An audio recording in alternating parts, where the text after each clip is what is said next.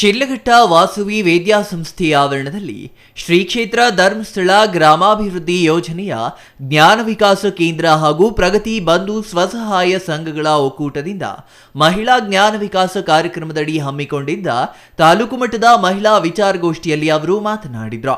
ಇತ್ತೀಚೆಗೆ ಮಹಿಳೆಯರು ಎಲ್ಲ ಕ್ಷೇತ್ರಗಳಲ್ಲಿಯೂ ತೊಡಗಿಸಿಕೊಳ್ಳುವ ಮೂಲಕ ಪುರುಷರಿಗೆ ಸರಿಸಮಾನರಾಗಿ ಬೆಳೆಯುತ್ತಿರುವುದು ಸಂತಸದ ಸಂಗತಿ.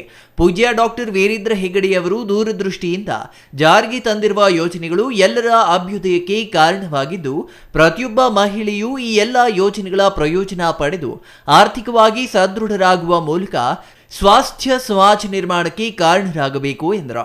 ವಕೀಲೆ ಎಂ ದೀಪಾ ಮಾತನಾಡಿ, ಪುರುಷ ಪ್ರಧಾನ ಸಮಾಜದಲ್ಲಿ ಹೆಣ್ಣು ಸಮಾನಳಾಗಿ ನಿಲ್ಲಬೇಕಾದರೆ ಶಿಕ್ಷಣದಿಂದ ಮಾತ್ರ ಸಾಧ್ಯ.